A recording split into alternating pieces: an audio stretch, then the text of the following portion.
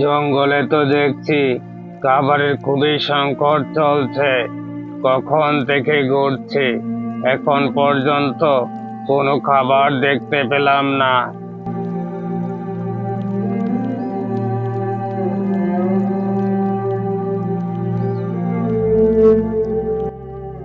ওই তো ওই তো একটা বক দেখতে পাচ্ছি, কিন্তু ব্যাটা যে একদম মাঝখানে দাঁড়িয়ে আছে।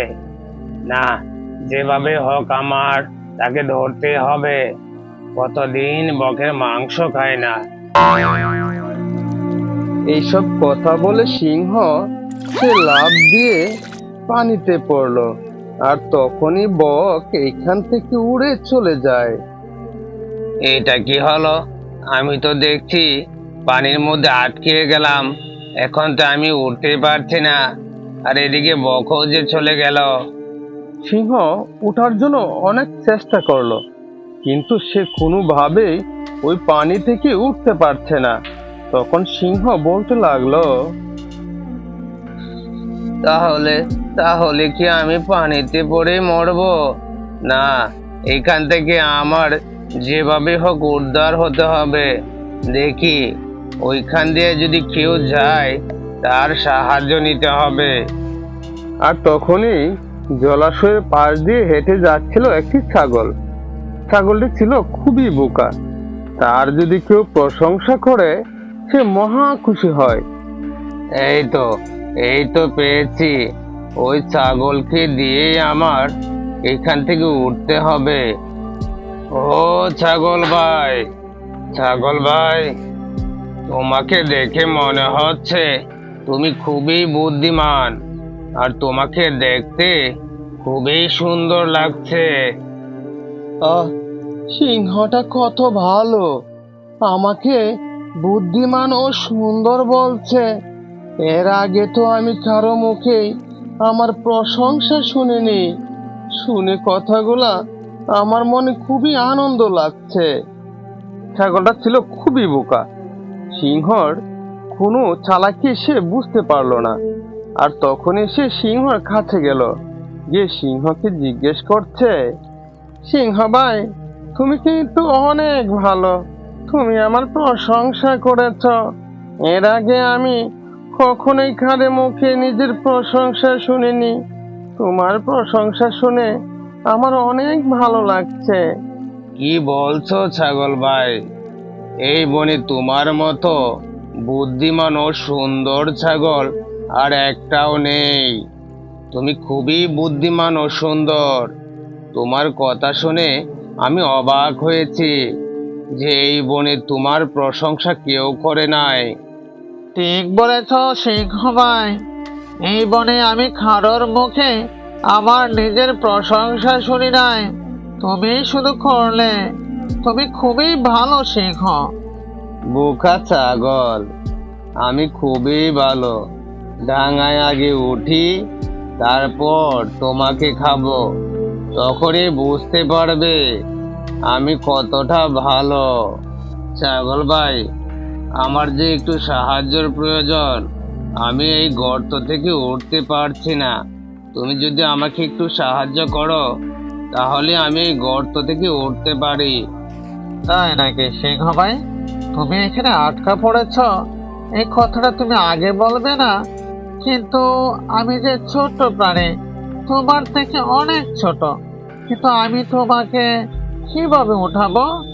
ছাগল ভাই, আমাকে তুমি যেভাবেই হোক এখান থেকে উদ্ধার করো। তুমি অনেক বুদ্ধিমান ছাগল, তোমার মাথায় অবশ্যই কোনো না কোনো একটা বুদ্ধি আসবেই। ঠিক কথা বলছ, আমি অনেক বুদ্ধিমান ছাগল। আমার মাথায় অবশ্যই কোনো না কোনো বুদ্ধি আসবে। তুমি এখানে আরেকটু অপেক্ষা করো, আমি এক্ষুনি আসছি। তোমাকে এই গর্ত থেকে উদ্ধার করব। তারপর ছাগল এইখান থেকে চলে যায়। ছাগল গিয়ে একটা লম্বা দড়ি নিয়ে আসলো,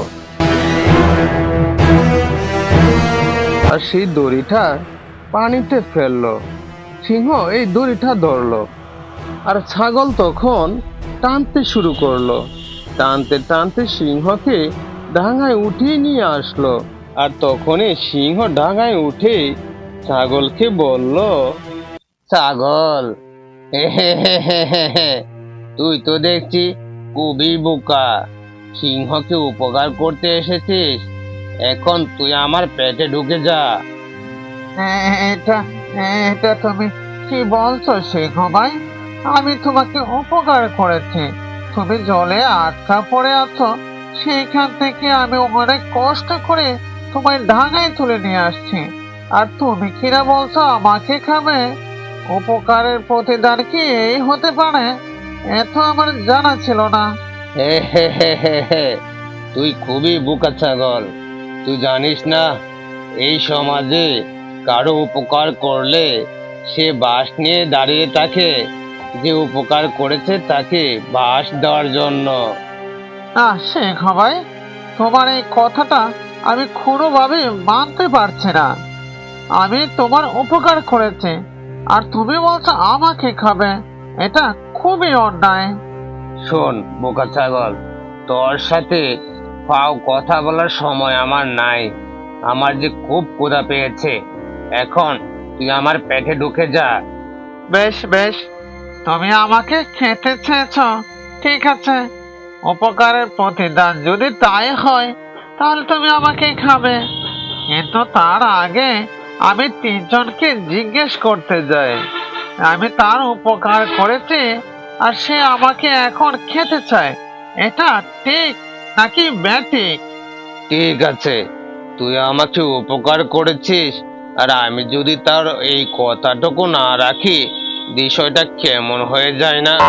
আমার হাতে খুবই সময় কম, জলদি করে তোর তিনজনকে জিজ্ঞেস কর। সিংহ ও ছাগল হাঁটতে শুরু করলো। ছাগল তিনটা সাক্ষী খুঁজবে, সাক্ষীদের কাছে জিজ্ঞেস করবে উপকারের প্রতিদান কি হয়। কিছু দূর হেঁটে যাওয়ার পর ছাগল একটা বড় গাছ দেখতে পায়, আর সেইখানেই ছাগল দাঁড়িয়ে যায়। দাঁড়িয়ে সিংহকে বলে, সিংহ ভাই, ওই গাছটা যে দেখতে পাচ্ছ, আমি তাকে জিজ্ঞেস করতে চাই উপকারের প্রতিদান কি হয়। ঠিক আছে, জলদি করে জিজ্ঞেস কর।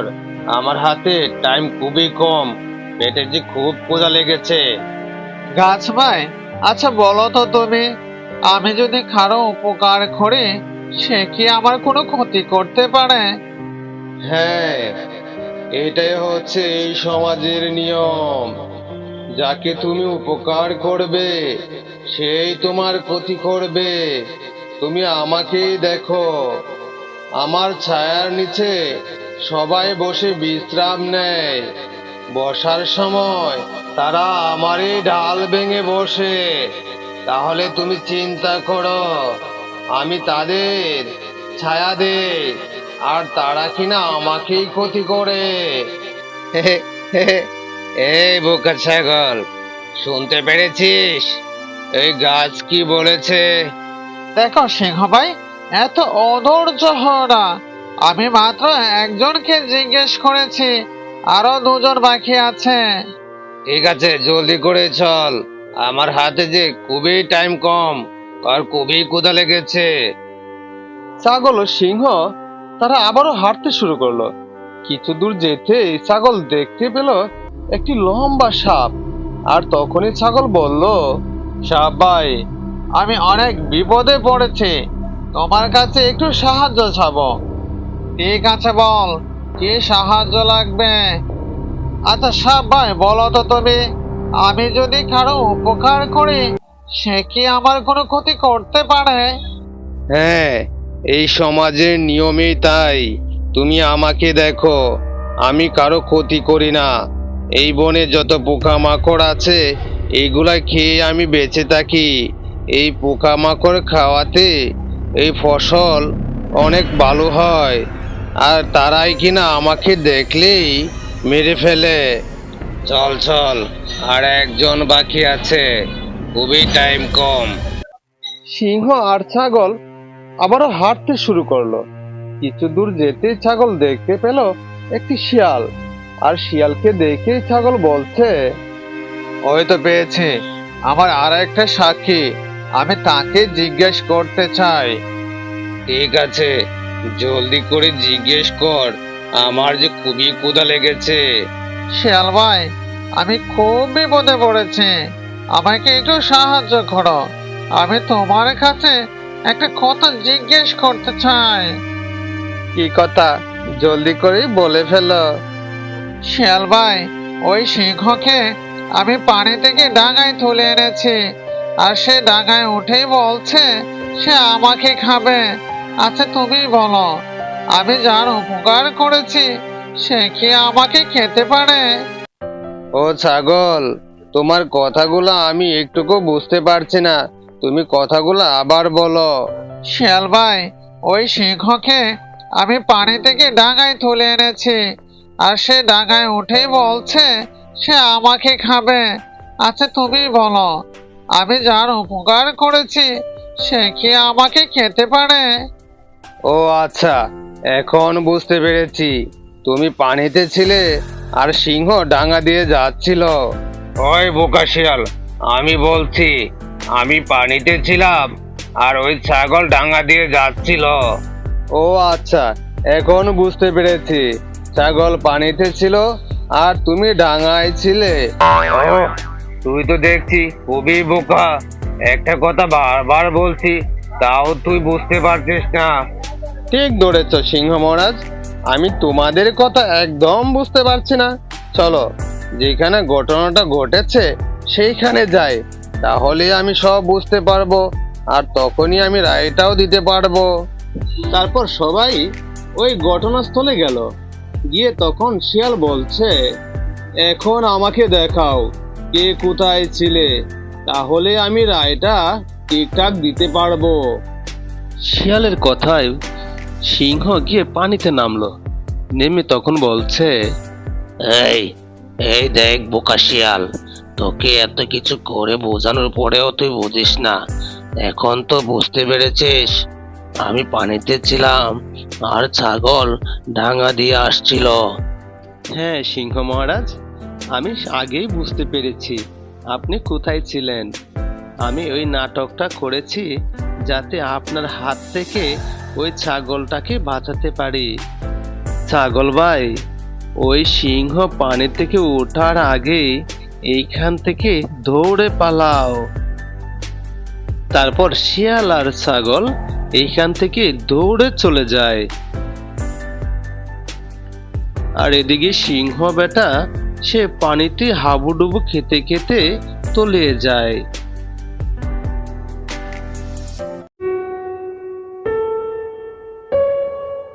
মাঠে তো ঘাস আনার জন্য যাওয়াই যাচ্ছে না।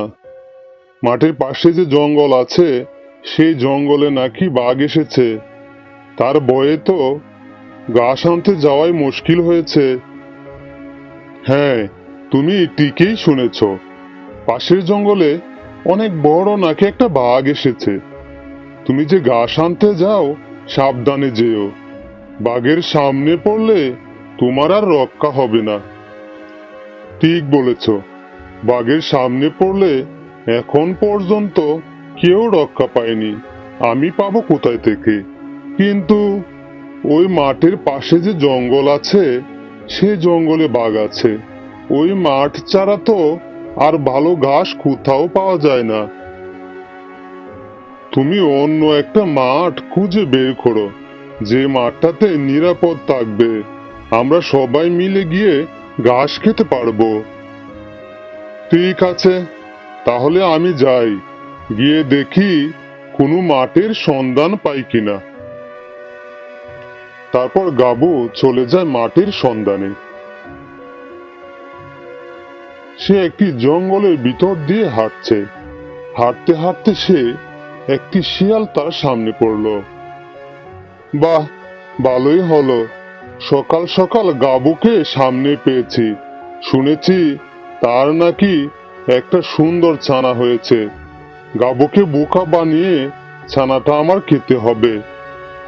কি শিয়াল পণ্ডিত, তুমি এখানে দাঁড়িয়ে দাঁড়িয়ে কি ভাবছো আর চিন্তা করছো? না না গাবু ভাই, আমি তো কোনো কিছু চিন্তা করছি না। সকাল সকাল তুমি কোথায় যাচ্ছ? আর বলো না শিয়াল পণ্ডিত, আমি তো খুব চিন্তায় পড়ে গেলাম। আমার বাড়ির পাশে যে মাঠ আছে, সে মাঠে খুবই ভালো ঘাস আছে, কিন্তু মাঠের পাশেই যে জঙ্গল আছে, সেই জঙ্গলে নাকি নতুন বাঘ এসেছে। তার ভয়ে তো এই মাঠে ঘাস খাওয়ার জন্য যাওয়াও যাচ্ছে না। তাই বের হয়েছি কোনো নতুন মাঠের সন্ধান পাই কিনা।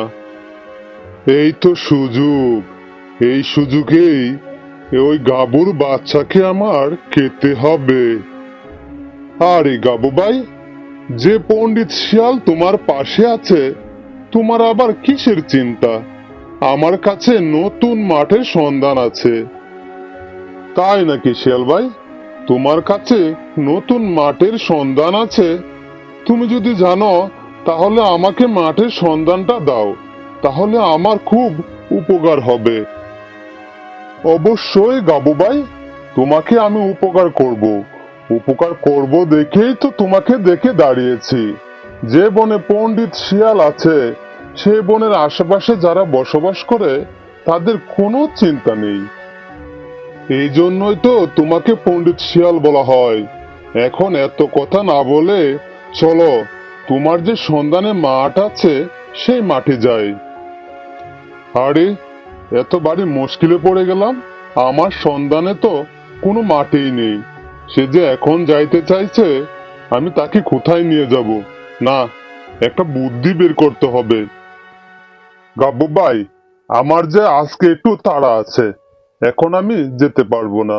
তুমি আজকে যাও, সন্ধ্যায় গিয়ে তোমার বাসায় নতুন মাঠের সন্ধানটা দিয়ে আসবো। ঠিক আছে পণ্ডিত শিয়াল, তুমি তাহলে যাও। আমি একটু সামনে গিয়ে দেখে আসি কোনো নতুন মাঠের সন্ধান পাই কিনা। তারপর এখান থেকে গাবি আর পণ্ডিত শিয়াল তারা দুজনে চলে যায়। গাবু ভাইকে যে বললাম সন্ধ্যায় তার বাড়িতে গিয়ে নতুন মাঠের সন্ধান দিয়ে আসব, কিন্তু আর তখন যদি আমি তার ছানা খেতে চাই, সে যদি কোনোভাবে বুঝতে পারে, তাহলে তো আমার আর রক্ষা নেই। পেট পাছে পাড়া দিলে আমার দমটা একদম বের হয়ে যাবে। না, আমার একা যাওয়া গাবুর বাড়িতে ঠিক হবে না। আমার মিলতে হবে বাঘ মামার সাথে। কিন্তু বাঘ মামা যে খুবই খারাপ লোক। দুজনে মিলে শিকার করি, আর সে একাই শিকার খেতে চায়, আমাকে দিতেই চায় না। তারপরেও বাঘ মামার সাথে আমার মিলতেই হবে। যেভাবেই হোক, গাবুর বাচ্চা আমি খাবই। তারপর শিয়াল চলল বাঘের কাছে। শিয়াল গিয়ে দেখলো বাঘ একটি গাছের নিচে ঘুমোচ্ছে। ও বাঘ মামা, তুমি দেখছি নাক ডেকে ঘুমাচ্ছ। বাঘ মামা, ও বাঘ মামা, দেখো কে এসেছে। আরে ভাইগনা যে, কিন্তু তুই এরকম ষাঁড়ের মতো চিল্লাচ্ছিস কেন? তুই আস্তে আস্তে ডাক দিতে পারতি। তা তুমি ঠিক বলো নাই মামা, ষাঁড়ের মতো চিল্লায়েও তোমার ঘুম ভাঙাতে পারি নাই। আর তুমি কি না বলছো আস্তে আস্তে ডাক দিলেই তোমার ঘুম ভেঙে যাবে। হয়েছে হয়েছে, কি বলবি সেটা বল। কিসের জন্য এসেছিস? মামা, তোমার জন্য একটা সুখবর আছে। কি সুখবর? জলদি করে বলে ফেল। মামা, তুমি কি জানো আমাদের জঙ্গলের পাশে এক গরু দম্পতি বসবাস করে। তাদের একটা ছোট্ট কচি ছানাও আছে। তাই নাকি ভাগনা? তুই তো একটা ভালো খবর দিয়েছিস। আহ, আমি কতদিন ধরে গরুর মাংস খাই না। চল চল, এখন দেরি না করে ওই গরুর কাছে যাই। আরে মামা, দাঁড়াও দাঁড়াও, তোমার তো দেখছি কোনো ধৈর্য নাই। এখন না, আমি গাবুকে বলেছি সন্ধ্যার সময় যাব। গাবুকে আমি বলেছি আমি একা যাব। তোমার বয়েতে সে মাঠে ঘাস নিতে আসে না। আর যদি শুনে তুমি যাবে আমার সাথে, তাহলে সে ওইখান থেকে পালাবে। ঠিক আছে ভাগ্নে, কিন্তু দেখিস তুই যদি কোনো মিথ্যা কথা বলে আমাকে নিয়ে যাস, তাহলে কিন্তু আমি তোকে ছাড়বো না। দৌড় মামা, আমি হচ্ছি তোমার পণ্ডিত শিয়াল ভাগ্নে। তুমি আমার উপরে ভরসা রাখো। আমি মামার কাছে মিথ্যা কথা বলবো সেটা তুমি ভাবলে কি করে? জানি জানি ভাগ্নে, তুই আমার সাথে প্রতারণা করতেই পারিস না, এমনিতেই বললাম। ঠিক আছে ভাগ্নে, তুই যা। তুই সন্ধ্যা হলে আমার কাছে চলে আসবি, দুজন একসাথে যাব। আচ্ছা মামা, আমি সন্ধ্যায় তোমার কাছে আসব। ঠিক আছে, তাহলে আমি গেলাম। তারপর শিয়াল আর বাঘ এখান থেকে চলে যায়। তারা এসব কথা বলার সময় একটা টুনি পাখি গাছের ডালে বসে তাদের সব কথাই শুনতে পায়। এত দেখছি পণ্ডিত শিয়াল খুবই পাজি। বাঘকে সাথে করে নিয়ে ওই গাবু ভাই আর তার সন্তানকে খাবে। এই খবরটা তো গাবু ভাইকে আমার এখনই গিয়ে দিতে হবে। তারপর টুনি পাখি চলল গাবুর কাছে।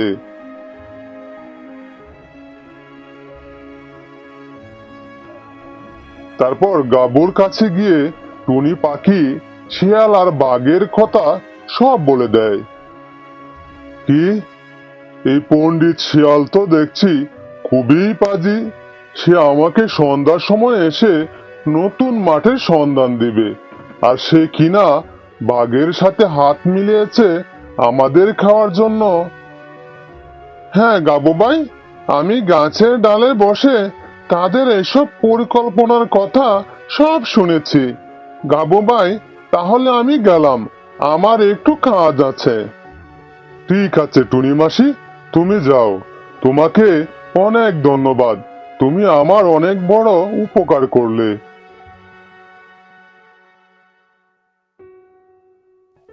শুনো, আমাদের এইখান থেকে এখনই পালাতে হবে, আর না হয়তো বাঘ আর শিয়াল আমাদের ছিঁড়ে ছিঁড়ে খাবে।